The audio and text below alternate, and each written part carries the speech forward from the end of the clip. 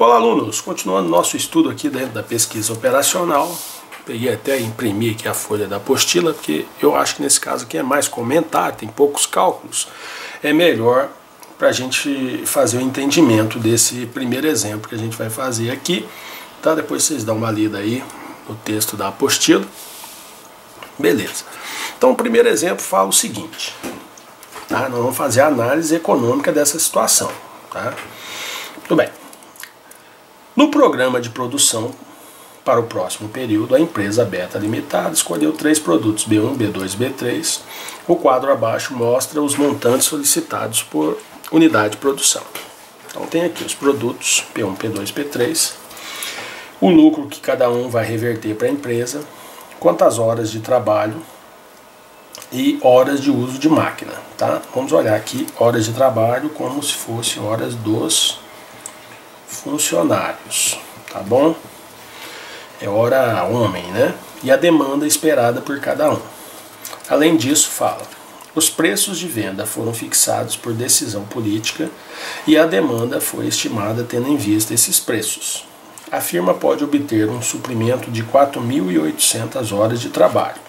Então o total aqui dá 4.800 horas de trabalho durante o período de processamento, e pressupõe-se usar 3 máquinas que podem prover 7.200 horas de trabalho. Beleza. 7.200 horas de trabalho, pelo entendimento do português aqui, as 3 máquinas juntas. Estabelecer um programa ótimo de produção para o período. Tudo bem, então, né, pelo método de programação linear, eu chamei de X1, X2 e X3 a quantidade a produzir de P1, P2 e P3. Né? O que mais a gente sabe? A gente sabe que temos como condições de restrição. Né? Sabe que X1 tem que ser maior ou igual a 0, X2 maior ou igual a 0, X3 maior ou igual a 0, que são os objetos a serem produzidos. Tenho restrição aqui nas horas de trabalho dos trabalhadores, né? Dos funcionários. Então está dizendo que 6 vezes X1 mais 4 vezes X2 mais 6 vezes X3 tem que dar no máximo 4.800, então menor ou igual a 4.800. Além disso, as horas máquinas são 12 para esse, 6 para o P2 e 2 para o P3. Também no máximo de 7.200 horas. Além disso, eu tenho as demandas de cada um. Então, X1 tem que ser menor ou igual a 800, X2 menor ou igual a 600 e X3 menor ou igual a 600 também. Bom, com base nessas restrições, a gente vai jogar lá com as folgas, jogando aqui já as devidas folgas, né? Olha lá, o lucro é tendo em volta aqui o lucro por unidade, né?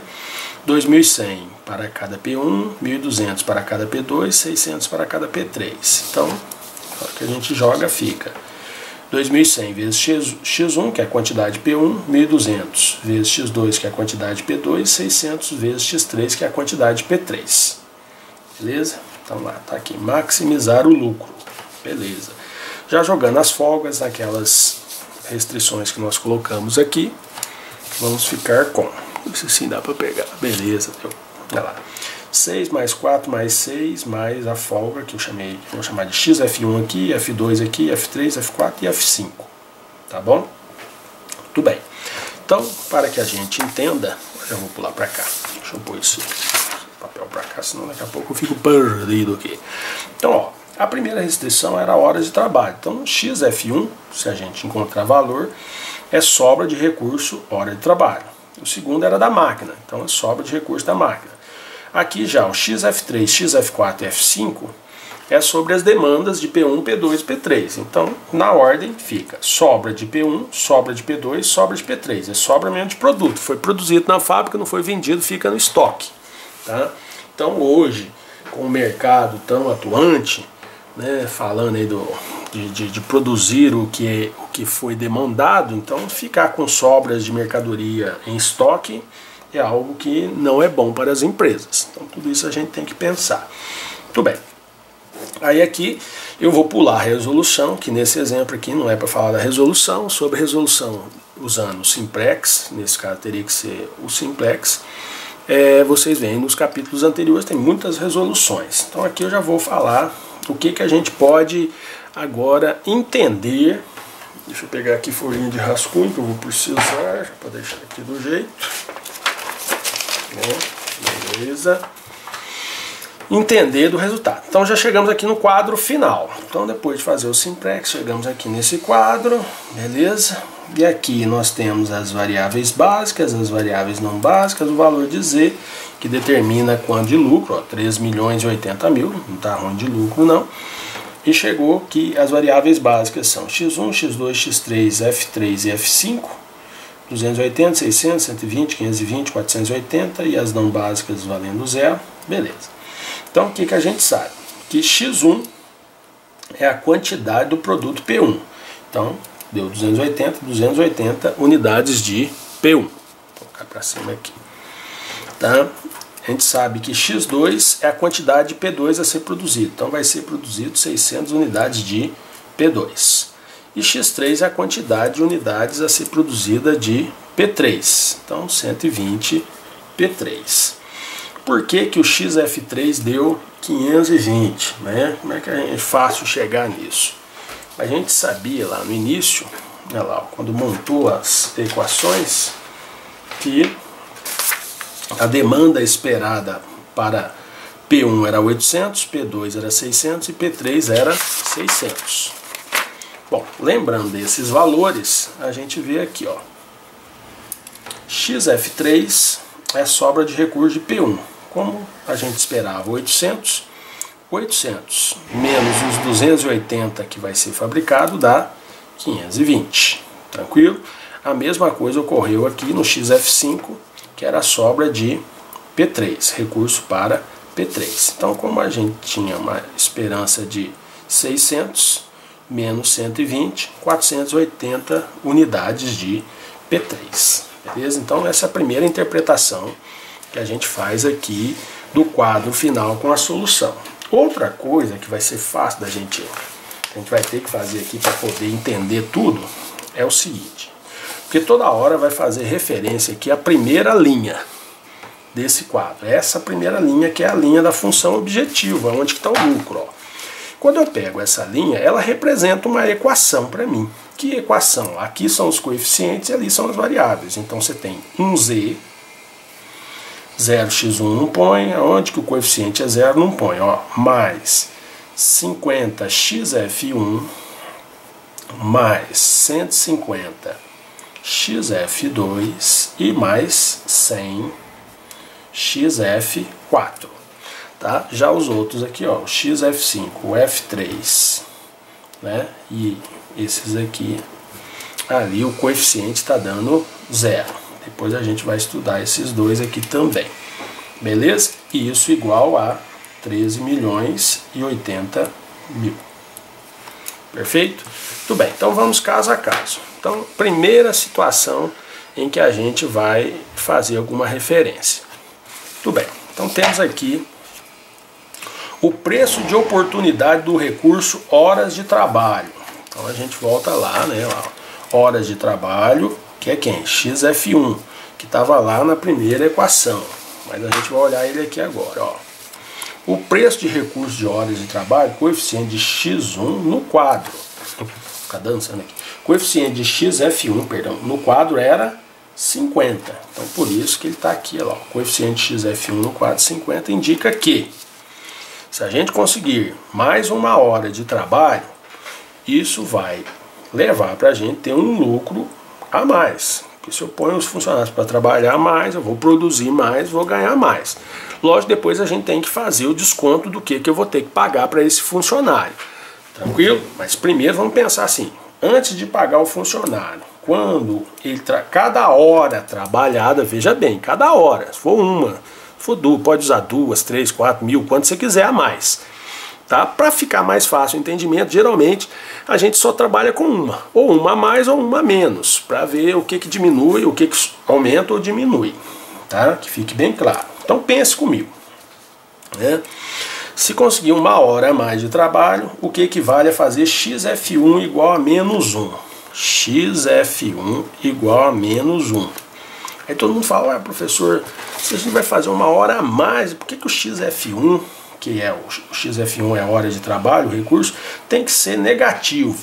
É por conta dessa equação, gente. Olha, eu quero, como 1 hora a mais vai me gerar, vai aumentar o meu lucro, se eu colocar 1 aqui, 1 vezes 50 dá 50, só que na hora que passar para o segundo membro, para somar lá com o meu lucro, passa subtraindo. Então, por conta das variáveis, né, de oportunidade estarem no primeiro, todas as três, estarem no primeiro membro da equação, quando você quer que aumenta, você tem que entrar com a variável negativo.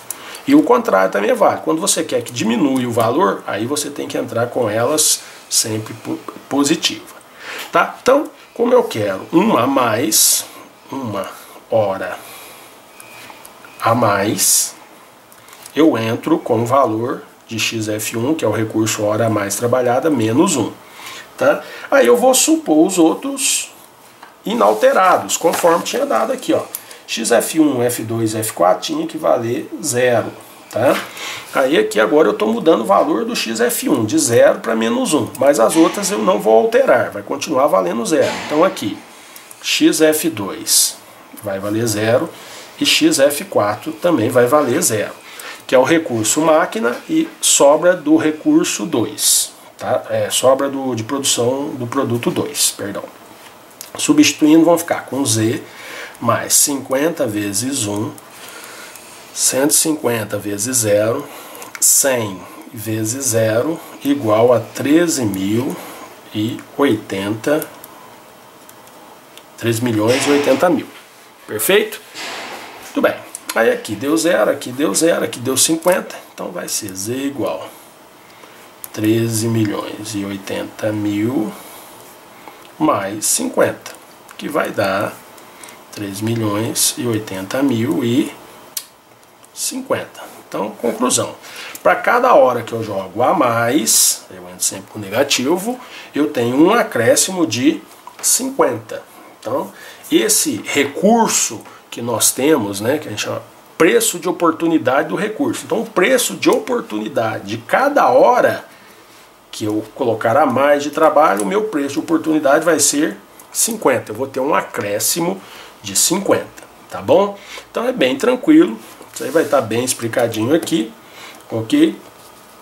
Tudo bem, aí vem essa outra informação aqui que eu acho interessante, ó, segundo ponto. Se 1 hora a mais de trabalho acarreta o pagamento adicional extra, isso aqui é para o funcionário, porque se você manda ele fazer 1 hora extra, não vai ser de graça, né? Então você vai ter, o teu lucro aumenta, mas o funcionário vai ter que ganhar. Né? Então, se aumentou 50 para você, na verdade não vai ser 50 absoluto. Porque o 50 é o que aumenta, só que desse 50 você vai tirar para pagar o funcionário. Então aí é que entra, você tem que verificar se compensa. Né? Vamos pensar aqui um exemplo. Né? Não foi fornecido no enunciado quanto que se paga por hora de trabalho para o funcionário. Né? Mas vamos pensar aqui.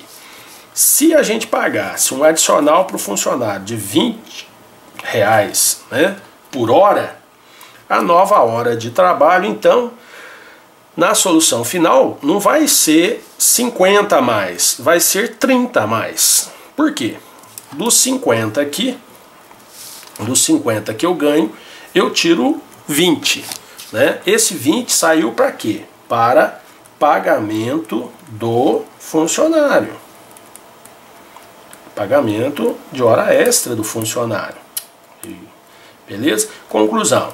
De lucro mesmo, eu vou ter no final 30, mas ainda está compensando, né? Então, se cada hora eu pago 20 para o funcionário, mas eu recebo 50, então pago 20 e me sobra 30. Ainda está sendo, né, algo muito bom.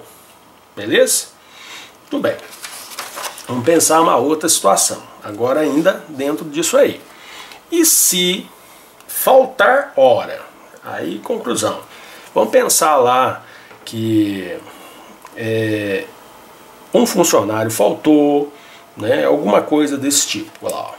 Se houver falta de 1 hora de trabalho, o que equivale agora a fazer xf1 igual a 1. A equação continua a mesma, né? Deixa eu copiar aqui. 50xf1, 150xf2 e 100 xf4 igual a 3.080.000. Tudo bem.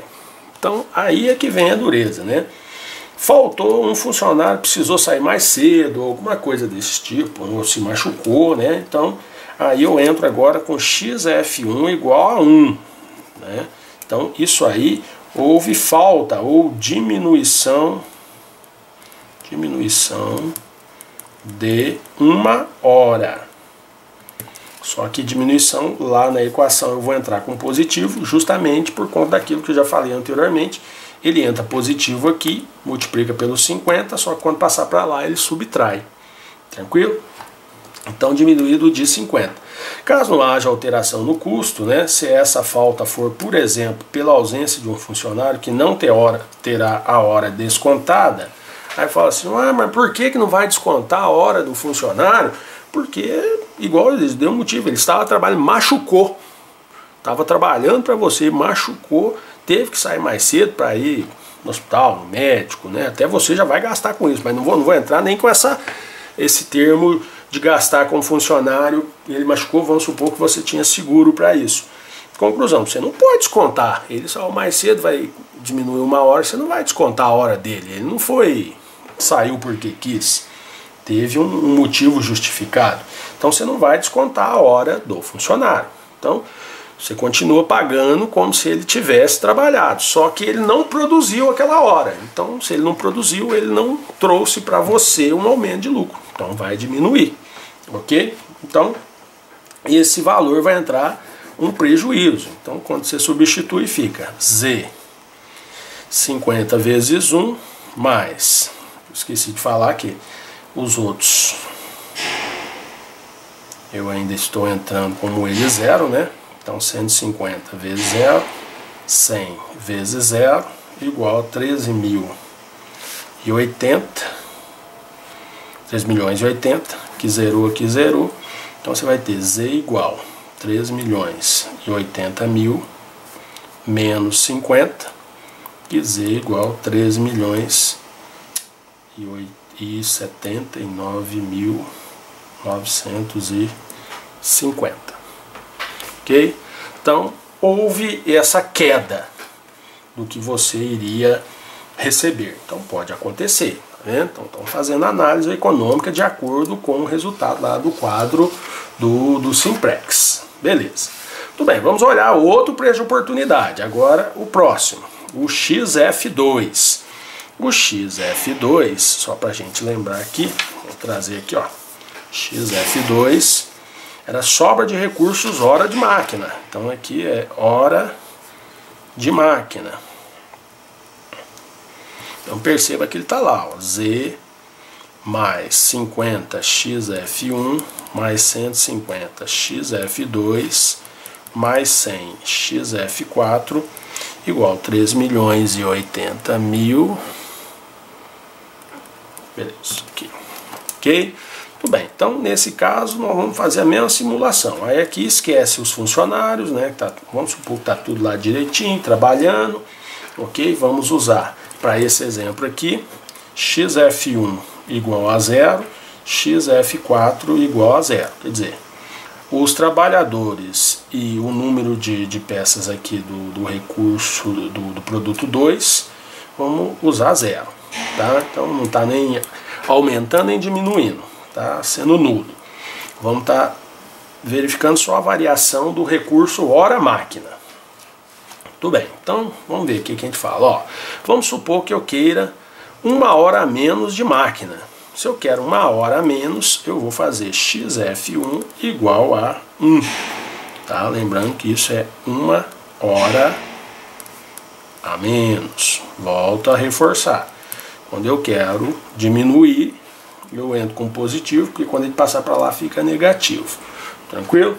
Então eu quero 1 hora a menos de máquina. O que eu vou fazer? Entro com ele na equação 1, e aí ao fazer a conta, Z mais 50 vezes 0, 150 vezes 1, 100 vezes 0, 13.080, 3 milhões, ou número grande, para que isso, né?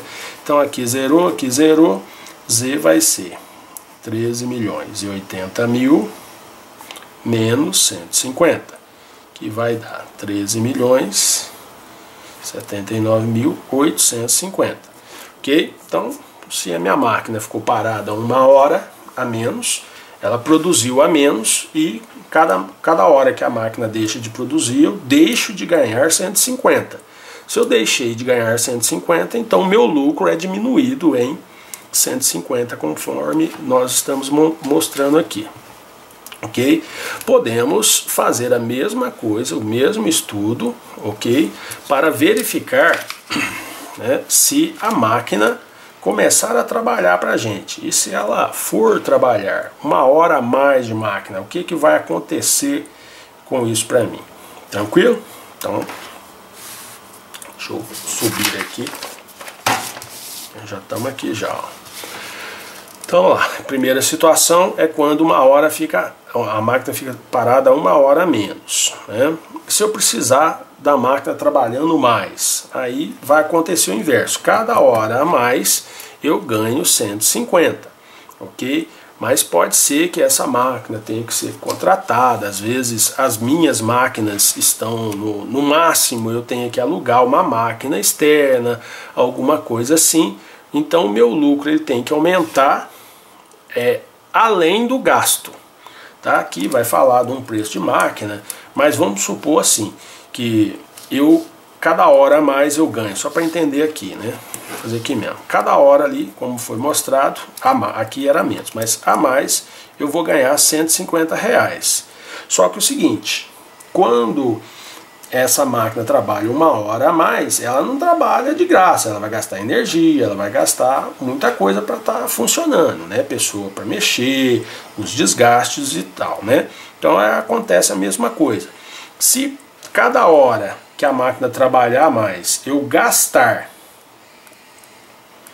R$50 por isso, no final ainda vai me sobrar quanto? 100, que é 150 menos os 50 que eu gasto para a máquina trabalhar, e aí ainda vai me dar de lucro 100, ok? Então eu tenho que ver qual que é o valor que eu vou gastar para a máquina funcionar a mais, para ver se compensa. Porque se esse valor que eu gastar com a máquina for superior a 150, não é vantagem. Então fica assim, vamos produzir mais, beleza, só que eu gasto R$200 a cada hora a mais, mas eu vou ganhar 150, então na verdade eu vou estar tendo um prejuízo de 50. Então é aí onde que o raciocínio lógico pede para parar, tá bom? Deixa eu dar uma diminuidinha aqui no zoom. Perfeito? Muito bem. Nós podemos fazer aqui, ó. Outra coisa, aqui tanto para o mercado de P1 quanto para o mercado de P3, ok? A gente vai verificar aqui que, olha lá, ó. Cadê? Aqui, olha lá, ó. P1 e P3. Então nós temos aqui, ó, que o XF3 aqui e o XF3 aqui e o XF5 aqui, o coeficiente aqui na tabela, na primeira linha, deu quanto? 0. E sendo que XF3 era sobra de recursos de P1, XF5 era sobra de recursos de P3, o que isso vai passar para mim? Que informação isso vai estar me trazendo? Ok? Deixa eu achar aqui. Beleza. Cadê? Achei. Então tá aqui. Beleza. Então lá, o preço de oportunidade do recurso mercado P1 e também para o P3, vou falar de um, mas vai para o 2. O coeficiente lá, XF3 no quadro e o XF5 é 0. Né? O que isso traz para a gente? Isso pode nos levar a rever o investimento no mercado desses dois produtos. Uma diminuição de investimentos com consequente diminuição no mercado não afetará as vendas. Por quê? Como esse recurso ele como a gente vê aqui, não é escasso, ok? Não está havendo sobras, o que eu posso fazer? Então, olha lá, se eu diminuir uma diminuição desses investimentos com consequência diminuição do mercado, não afetará as vendas. Está vendendo bem, causando um aumento do lucro. Muito bem, como esse produto está vendendo bem, outra coisa que eu posso fazer é aumentar o lucro nesse caso. Eu aumento o preço mesmo lá, né? O preço do produto que eu vou vender, que é só para aumentar o lucro. Com isso, né, a gente vai ganhar mais e aí pode até começar a ter uma folga. Você pode começar a vender menos, aí pode sobrar produto, mas como você está ganhando mais em cima, então aí entra mais ou menos aquele pensamento da oferta e a procura. Ele está com uma procura boa. Se o produto está com uma procura boa, você pode subir um pouquinho o preço. Tranquilo? Muito bem. E para finalizar, nós temos o preço de oportunidade XF4, que fala do recurso P2. Né? E aí a gente vai usar o mesmo raciocínio que a gente fez lá no XF1 e F2. Que vou nem escrever aqui, que eu vou só mostrar mesmo. Né? Olha lá, se eu quiser um aumento, tá, numa unidade de mercado, é só fazer XF4 igual a menos 1, que dentro daquela fórmula lá, né, vou escrever a fórmula aqui mesmo. Z mais 50 XF1 mais 150 XF2 mais 100 XF4, 13 milhões e 80 mil. Então, olha lá, como aqui a gente vai continuar zerando e zerando, a gente sabe o seguinte, quando eu entro com menos 1, aqui vai dar menos 100, passa para lá 100, então vai aumentar 100 no meu lucro, ok? E se eu quiser diminuir, cancelar um produto, é só entrar com ele valendo 1, aí aqui vai dar 100, passa para lá menos 100, tranquilo? Então, dessa maneira, eu posso, né, verificar a importância de aumentar ou diminuir, né, o meu lucro em cima disso. Então aqui o pensamento final é o seguinte: está dizendo que eu aumento, quando eu faço um a mais, eu aumento R$100 no meu lucro, tranquilo? Só que o custo não é zero. Vamos supor, como aqui disse, se eu gasto R$80 para fazer cada um desses, né, que é o produto P2. Se eu aumento R$100 o lucro, então 100 menos 80, na verdade vai subir para mim, eu vou aumentar no meu lucro final R$20. Compensa? Se compensar, vamos fazer. Né? Sempre quando não compensar é quando esse aumento é nulo, né, zero, ou negativo, que aí você aumenta a produção, mas só que em vez de aumentar o seu lucro, você começa a diminuir. Como seria isso? Se por acaso, a partir disso que a fábrica tem como que consegue trabalhar, para você fazer a mais, você vai precisar contratar mais gente, vai precisar alugar mais máquina, e aí o custo, em vez de ser 80, passa para 200, esse extra. Então já começa a não compensar, tá bom? Tudo bem, então é isso aí que é uma análise econômica, tá? Fica aí, é uma aula meio chatinha mesmo, porque é falada, é leitura, interpretação. Então eu peço realmente que vocês tenham aí 1, 2, 3, 4, 10 livros de pesquisa operacional e de administração e de matemática financeira em mãos para poder fazer realmente uma análise aqui. Eu não sou expert nessa parte de análise, né? Eu sou, como vocês sabem, professor de matemática, estou dando um apoio geral aqui para vocês, mas basicamente o raciocínio lógico é isso. Pode ser, né, um pouquinho mais, um pouquinho menos, mas espero ter contribuído. Dê uma olhadinha aí na nossa apostila, tá? Quem ainda não adquiriu o curso do professor Matusalém, eu aconselho, é baratinho, tá? Para que você possa acompanhar o texto, ver as videoaulas sempre na ordem, é mais fácil para estudar. Tá legal? Gostou? Clique em curtir aí. Mas se não gostou, não clique em não curtir não, meu. Faz comigo não. Aquele abraço, pessoal.